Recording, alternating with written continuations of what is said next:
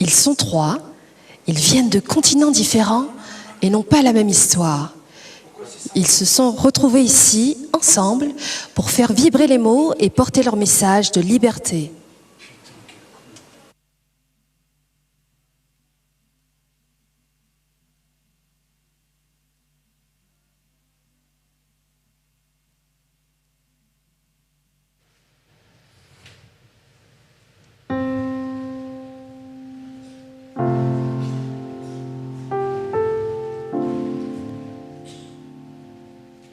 Mesdames et messieurs, méfiez-vous des vagabonds, artistes, réfugiés et autres adeptes des révolutions. Ils volent votre terre natale, votre langue, votre horizon. Ils se moquent du capital et des lois de vos nations. Ils sautent par-dessus les méridiens, se rapprochent de vos maisons. Déjà vos mers ne charrient plus que des vagues d'immigration et vos chemins se remplissent de poètes en panne d'inspiration. On dit souvent que mon art dérange quand je dis ce que je pense. Et quand je pense ce que je dis, nuance, c'est étrange comme les temps changent. On dit souvent que mon art porte préjudice. On me plaide coupable d'utiliser mes mots à ma guise. Moi qui n'ai que les mots en guise d'armes, je les aiguise car c'est la justice que je vise. On dit souvent que mon art porte atteinte à l'autorité des institutions. Libre, j'abuse de ma liberté d'expression. À connotation, le slam est devenu synonyme de rébellion. On dit souvent que mon art ne sert à rien, que slammer ne sert à rien. C'est cela ce qu'ils disent, c'est monsieur, madame qui savent tout sauf rien. Allez leur dire qu'on est tous sauf rien. Parce que s'il y a une chose que je sais, c'est que je ne sais rien, disait Socrate.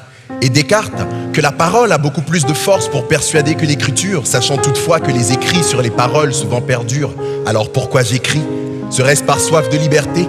Par mélancolie d'un lieu où je n'ai jamais mis les pieds? Face à ma feuille, un peu de paix et de sérénité, alors je crée. Toujours en quête de raison, souvent de se le dire et de partir sans raison. Oui, j'ai soif de liberté. Mélancolique d'un lieu où je n'ai jamais mis les pieds, que l'humain n'a pas souillé, où la liberté des uns s'arrête encore là où commence celle des autres. Car chez nous, les femmes n'ont pas le droit à l'éducation. Une femme est avant tout une mère, une épouse, celle qui se lève tôt le matin pour aller chercher de l'eau au puits, celle qui fait bouillir la marmite pour nourrir sa famille, celle qui apaise les cris, celle à qui on a appris à dire oui. Oui, car quand le monde, la femme obéit. L'homme, lui, n'a jamais tort, mais parfois il oublie de les avouer. Fumanet paraz anaïzeti.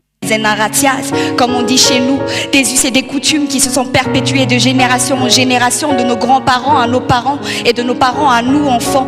Mais il est temps que les femmes aussi aient droit à l'éducation, qu'on sache lire et écrire, parler et s'exprimer, découvrir et voyager. Il est temps que l'on cesse d'avoir peur. Il est temps que l'on ouvre nos cœurs. Il est temps. C'est maintenant. Il est l'heure. Allez, viens. Approche-toi de l'équateur, viens visiter mes tropiques aux mille couleurs, aux rivières de diamants et de douleurs. Bidonville, c'est ailleurs, c'est ici. Bidonville, les étudiants au fond des mines et au cimetière les mineurs, puisque la valeur de la pierre augmente à chaque fois qu'une vie se meurt. Enfants alignés sur les trottoirs, enfants caïds, enfants voleurs, entassés dans les dortoirs. Pendant ce temps, chez les pêcheurs, on ne tire que des filets vides. On craint toujours le paludisme et on regarde sa petite sœur accoucher d'une 5e fille. Alors, reste les siens à nourrir. Poissons envolés, fruits confisqués, moissons exportées, chiffres tronqués. Alors je pars pour elle, pour lui, puisque l'espoir n'a pas de prix. Alors, je prie. Non, je ne prierai pas.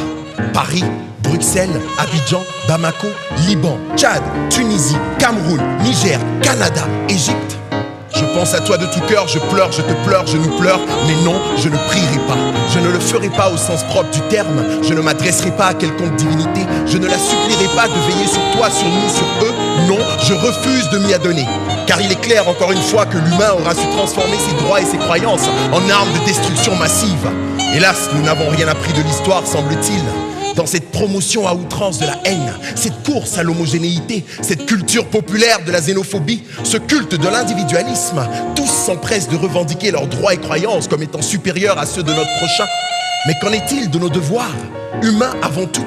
En quoi ton droit équivaut à devoir tuer l'autre?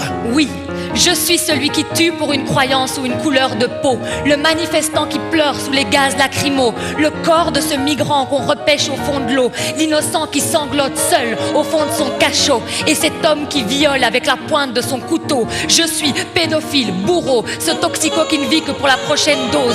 Je suis ce terroriste, je suis ce terroriste qui explose dans le métro, et ce politicien qui ne répand plus que la haine de l'autre, la balle perdue, l'erreur dans l'équation, la faute, l'artiste qui réinvente le monde à sa sauce. Je suis le président corrompu et le flic qui torture, le militant qu'on tue et le militaire qui exécute. Je suis l'hôpital qui s'écroule sous les bombes et cet homme qui marche seul sur les décombres. J'ai dénoncé mes amis, trahi mes compagnons, fait exciser ma fille au nom de la tradition, reporté mes vices et mes blessures sur la prochaine génération. J'ai tendu la main à se rester dans l'ombre. Je suis ce qu'il y a de meilleur et de pire, le bourreau, la victime. Mon âme se rappelle, je ne suis que ce choix que m'a offert le ciel. Mon âme se rappelle, je suis cet autre que je déteste, je suis cet autre que j'aime. Mon âme a ses souvenirs qui lui donnent des racines et des ailes. Le ciel, la terre, l'ombre, la lumière, la paix, la guerre, une altercation de circonstances ont fait le yin et le yang. Ce qui fait que l'un sans l'autre on ne peut exister. Que d'un accord en désaccord, une alliance se crée, ralliée en un traité signé en deux mots. Fraternité, unité. Nos humanités superposées, une fraternité fragilisée, deux doigts de la même main, une diversité liée par un même destin. La différence est le point de division, mais cette différence est aussi notre communion. L'enfant naît dans ce monde sans aucune crainte, rappelez-vous-en, aucun jugement et aucune peur. Ce n'est que la curiosité de la découverte dans les yeux, ce n'est que des boules d'amour dans le cœur, une haine étrange, une noirceur absurde. Mais de ma noirceur je te couvre et de mon sourire je t'effraie.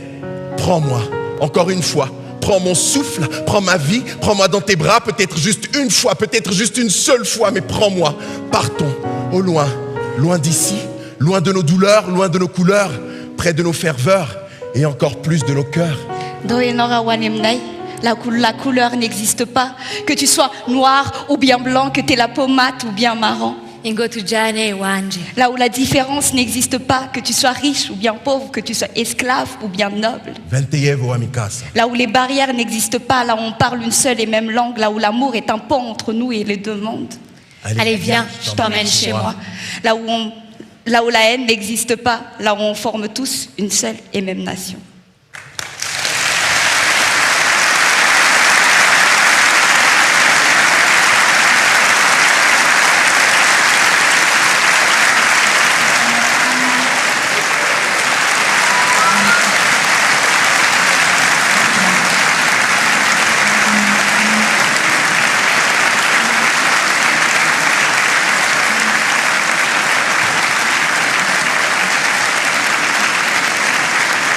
Merci à nos artistes.